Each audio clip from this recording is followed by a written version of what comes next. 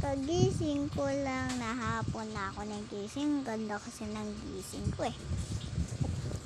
Nagugutom ako, kakain muna ako. Ay, wala na pala kami pagkain. Bibili na lang ako, may pera naman ako. Thank you. I'm ready for vegetables. Itong alkansya ko. Yan, narahat ko na yung pizza papilya. Okay na tong apat kasi bibili lang naman ako ng may walang ko pagkain. Ito yung ano ko, 50 ko. Bukas kasi may pasok na, tas grade 2 na din ako. Oh my gulay. Dahil sasabihin ko na lang sa comment section. Hindi na matali sa pera. Kanina ko narinig yung points mo. Tipay ko marami. Ito, babalik ko na itong 50. Nakuha lang naman ako ng 4 pesos para bibili na pagkain.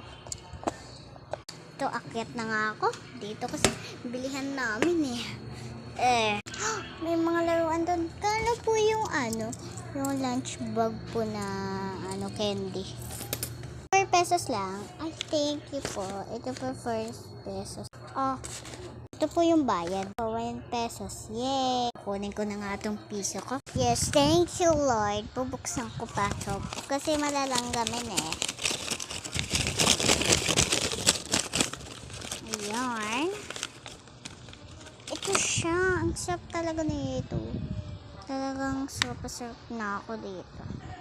Kasi yummy talaga.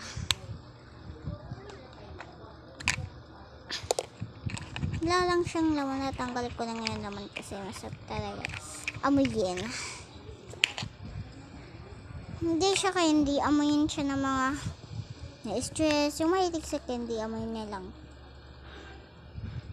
Ako. Baka gusto ko pakain. Pang-amoy lang naman yung candy eh. Ay nako, saan kayo pwede magano? Siguro sa labas. Libre lang naman pagkain dun eh. Matulog na ako. Nakabili ng Dubai cookie. Matulog na. Nantok na ako. Ay, matulog na ulit.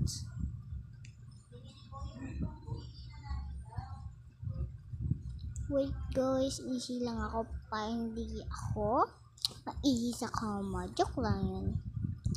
Ano lang. Try natin.